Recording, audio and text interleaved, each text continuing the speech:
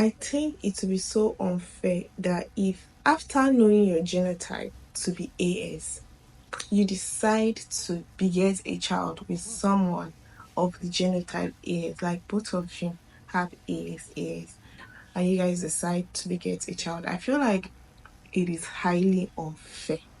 At this point, it is wickedness so because I don't know the amount of love that would make you decide to beget a child with someone that is AS, knowing fully well that there is high chance of you giving birth to a child with SS. And to think that some of you believe in Mendel's law, they will start calculating that should in case they give birth to 4 children, that one will be AA, 2 AS, and then one will now be SS.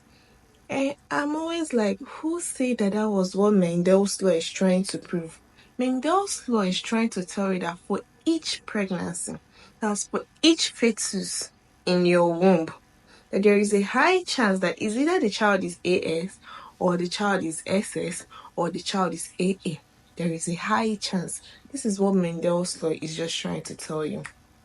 So that will bring us to our today's topic, the sickle cell disease. Because I feel like if I don't sensitize the public more concerning this disease, they won't know how severe this disease could be, especially when these children start having their crisis. So we'll be discussing on that. But before I go right into this, I would love to beg you guys for one thing. Please follow me and share my post, because when you do that, it will go a whole long way for me. I do offer free medical advice, so when you share my post out there, you don't know who might be in their need of it. So I beg you, before you complete this video, please just go and follow me, share my post. It will really go a whole long way for me. I am begging you guys. So let's dive right into today's topic, sickle cell disease. What is sickle cell disease? Now, sickle cell disease is a disease that occurs as a result of defects on your hemoglobin. Now, your hemoglobin is the oxygen carrying pigment in your red blood cell. So when there is a defect on this hemoglobin, sickle cell disease would occur. I will tell you what exactly is this defect. Now, for people with sickle cell disease, there is a point mutation. I know you already know what is mutation occurring in their hemoglobin. Now, this point mutation makes their amino acid valine to be substituted for glutamic acid. Now, this mutation occurs in the beta chain of your hemoglobin. A healthy red blood cell is smooth, flexible, it is disc-shaped like a donut. I know you must have seen a donut, but without the holes though. It looks like a donut. It is highly flexible, so it can maneuver through the very tiny capillaries. But a red blood cell with this defective hemoglobin, when faced in a hypoxic situation, that is maybe when after offloading their oxygen to cell, right, they polymerize to form a jelly-like structure. Now, this jelly-like structure makes them to form a rigid sickled shape.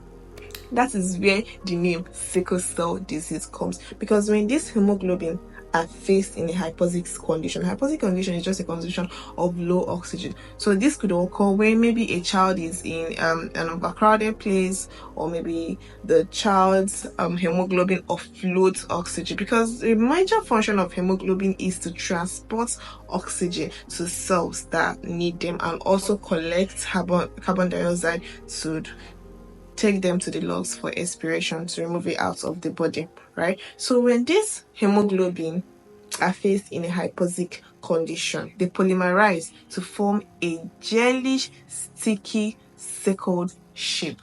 Now, this structure is very rigid and cannot maneuver through the microvasculation.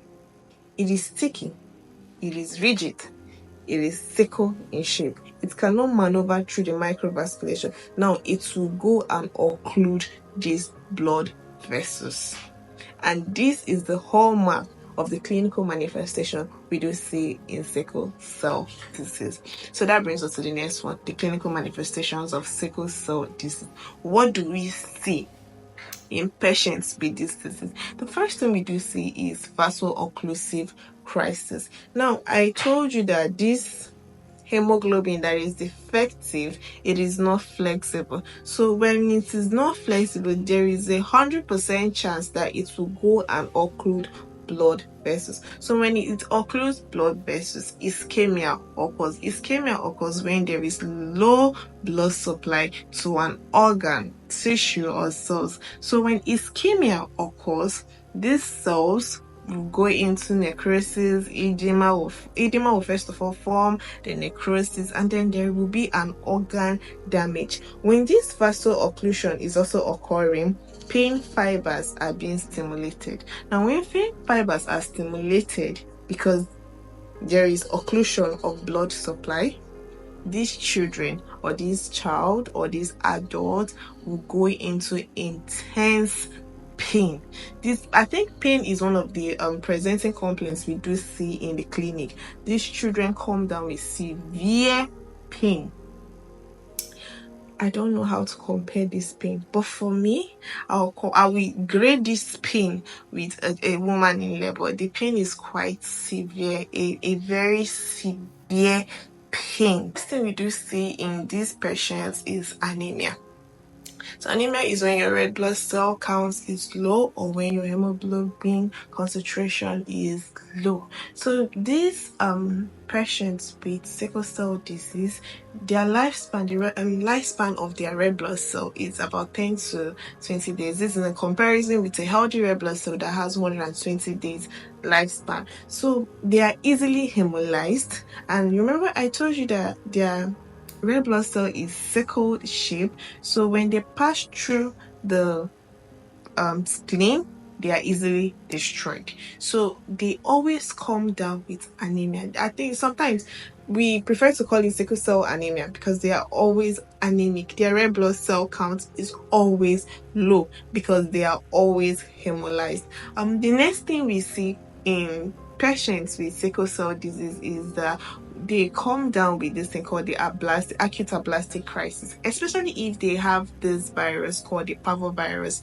B19. Now, this virus, right, goes down to your bone marrow to cause a temporary cessation of erythrocyte production. Now, erythrocyte is a red blood cell.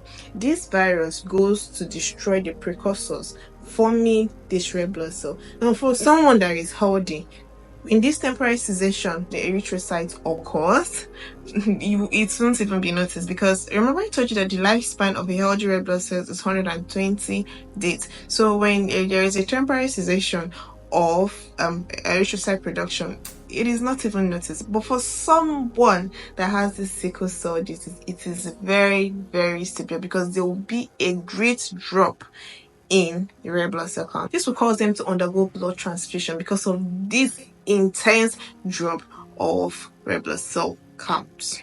So that will bring us to the next clinical manifestation we do see in patients with sickle cell disease is something called the acute chest syndrome. This is quite severe and can lead to death if not managed properly. Remember I told you that vaso-occlusion do occur in patients with sickle cell disease. So when this vaso-occlusion occurs to the vasculature of your lungs, the patients come down with acute chest syndrome. Now, this looks sort of like a pneumonia, but it is not because the patient will present with intense chest pain. Now, in acute chest syndrome, right, there is an occlusion of the pulmonary blood vessels.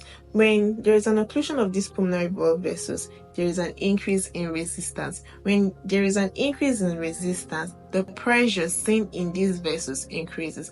Now, fluid flows from a high pressure to a low pressure. So when there is an increase in the pressure seen in these pulmonary vessels, blood will flow from there to the lung tissues. So when there is an increase in the fluid in the lung tissue, pulmonary edema occurs. Now, when pulmonary edema occurs, the major function of the lungs, which is the exchange of gases, is being impaired. Now, when this occurs, the patients could come down with respiratory failure and probably death, if not manage as an emergency situation as fast as possible, it could lead to death. Now, the next thing we do see in patients with sickle cell disease is that they oftentimes come down with leg ulcers, or they can come down with infection. Now, they can also come down with stroke. Stroke is also called cerebrovascular accident.